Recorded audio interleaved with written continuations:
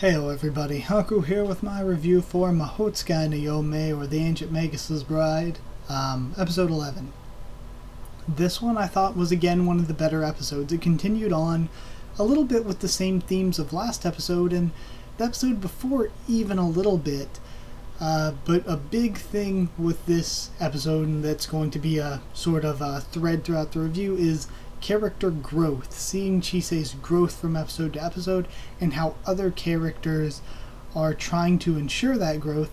And in addition to that, we're seeing Elias in a more human and, in my opinion, enjoyable light that's making me care a lot more about him and his role in all this. So, either way, I'll start from the beginning to discuss it. Lyndall and Elias lived and traveled together for years. Lyndall brought up, he said that Elias learned quickly, but he always seemed disconnected. He seemed like he was looking at the world through a looking glass, through a window, and just watching it. It's like he was there, but he wasn't really totally there. He seemed disconnected to things. So one day when they're hungry, Lyndall goes into town in order, and of course he has Elias hide in his shadow, to heal some sick in exchange for food or whatever. But one of the kids there could see spirits, so of course he sees Elias, freaks out, and gets the village to freak out and attack Lyndall. And as Lyndall's being attacked, that causes Elias to rampage in order to protect him. But then when he rampages in order to protect him, Lyndall uses his magic to hide them for a moment. And what I think is great is after he does that and they're hidden for a moment, we see Elias we see the growth for Elias. We see him use the magic that was taught to him by Lyndall. We see how Lyndall has passed things on to him, and he uses that to get him back to camp. He tries to cook for him, but it doesn't turn out so well. But Elias then reveals to him that he thinks he may have eaten humans before. He's pretty sure he has. And I like that Lyndall led the story up into this point to get Chise to think, and to think about what she thinks of that statement, and what she thinks of the story, and he asks what she thinks of the story. So we have flashbacks to the OVA and all the terrible things that Chise went through in the past. And if you didn't know, before this series started, there was a 3-episode OVA that's about Chise's childhood, or a part of Chise's childhood, and it's really, really good. So I'd suggest watching it. But you don't need it or anything for the show, but it's actually really, really good. And we get flashbacks to that OVA, and she says, I've been scared of creatures in this world and all this stuff, and the way they've behaved all my life, all through my childhood. I've seen this stuff, and Elias doesn't remind me anything of those other creatures. So I like this. Again, this is the first step in showing something that's shown later on, where Chise is seeing different things in the same world that she saw before. She's seeing this same other magical world that other humans aren't, but she used to see it one way, and now she is seeing the same thing, but she sees it in a totally different way. And she herself doesn't even seem to realize how she's looking at the same thing differently. But either way, moving along, we have kind of a note there with the way they speak and stuff, that Lyndall has done this. He's getting her to think for herself about what she wants, what she really thinks of Elias. He's getting her to think about it. And that, of course, he likes Elias. He considers Elias sort of like a son or whatever, and that she's the granddaughter. But he'd be happy if she liked Elias, because he likes Elias. But we get to see him trying to just at least get her to decide that for herself. So he also says, and we see in the flashback Elias telling it to him, that Elias doesn't want to eat humans or anything. He has no will to. He definitely doesn't want to, but he thinks he has before he met them.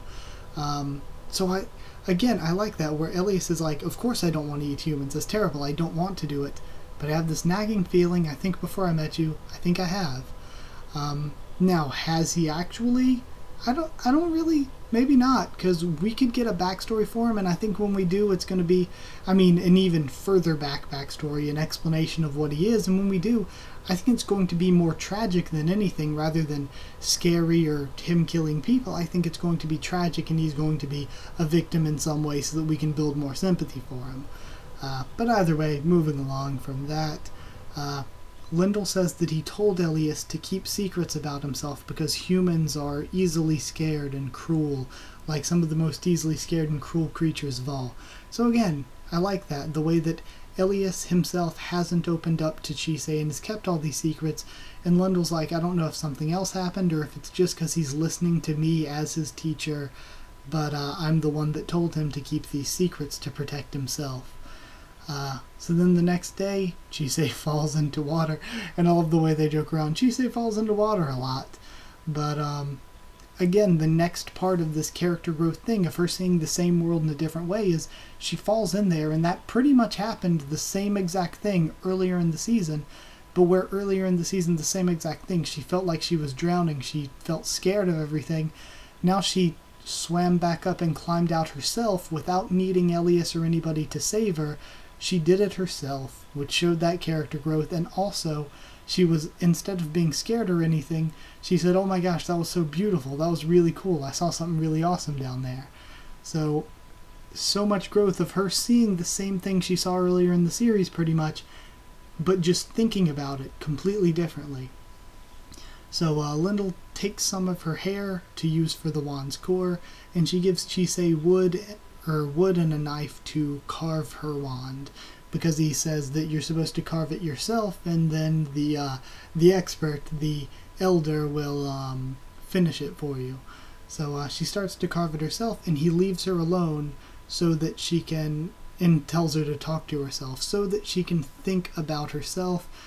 And I think even she realizes that herself, where she's like, so he left me to think about myself. So we get that character development some more, where she spends the day just carving out the wand and thinking about herself, not about Elias or any of this other stuff. I mean, of course he's part of it, but she's thinking about what she feels and what's best for her. So after that, we have the Dance of the Elves scene, really beautiful. She talks to Elias through the water mirror, and it showed their relationship in a much better way, and I thought it was really, really nice.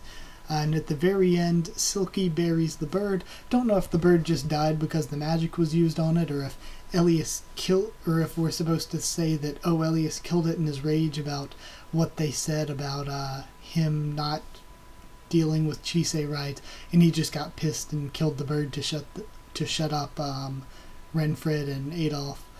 But either way, it was really cool, and just seeing that happen, and then at the end Elias just sitting alone in the cold house, it really showed a lot of character growth for both him and Chise. Chise, though, most importantly. But Elias, the character growth was great too. Chise, I just loved that, though. The way we saw her be scared of all this stuff in the beginning of the series and in the OVAs, and how she's seeing kind of the same stuff she saw back then, but now she's seeing it as something beautiful and nice. So I just thought the character growth was great. Lindell's the best. Lindell's probably my favorite character in the show, which makes me feel sad for him, because the sensei, the master, the wise one, they always end up dying, the voice of reason and all that. So it makes me worry for Lindell a bit. But Lindell is really a great character. So yeah, Chise seeing beauty in a world that once scared her is probably the biggest takeaway I got from this. And Elias also got a great backstory, so I'll give it 9 Ancient Songs out of 10. I thought it was a great episode. Maybe not as good as the past two. The past two were really great.